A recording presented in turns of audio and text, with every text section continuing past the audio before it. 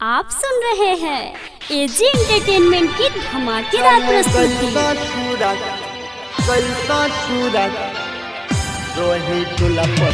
DJ Manish Raxaul mix by AG recording studio. कवन कसूर बावे हमारा अखिया दिल के रे गहिल बिया तब से ई दूनु रोवे लसन मिल के रे।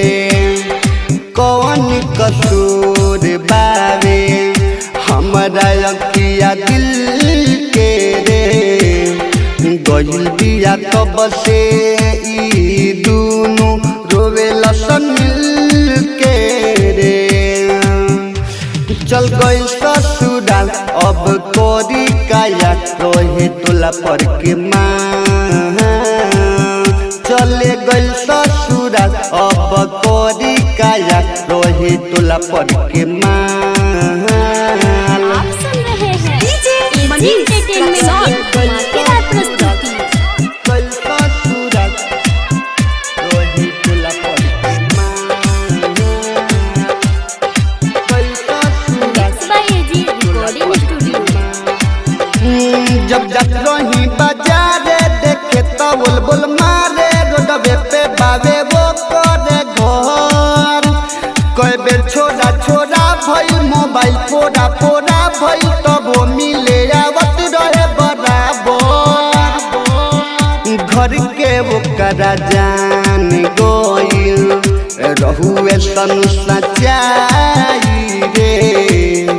यही चलते शादी को दे लसन विदाई रे।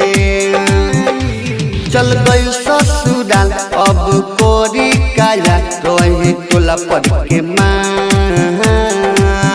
चल गई ससुराल अब कोरी काया रोहे तोला पर के माँ। आप सुन रहे हैं डीजे एजी मनीष एंटरटेनमेंट की रक्सौल धमाकेदार प्रस्तुति।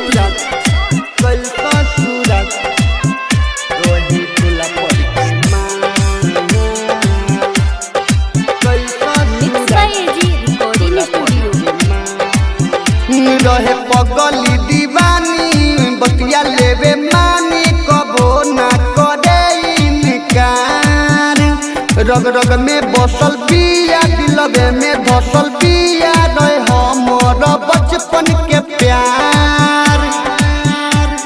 राइटर विजय सदीन सा दिल दुस अगुआ कातिल के गहिल दिया तब से ई दूनु रोवे लसन मिल के रे।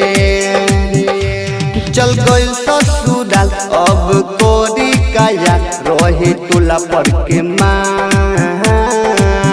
चली गई ससुराल अब कोरी काया रोहे तोला पर के माँ। Mix by AG recording studio Roshanpur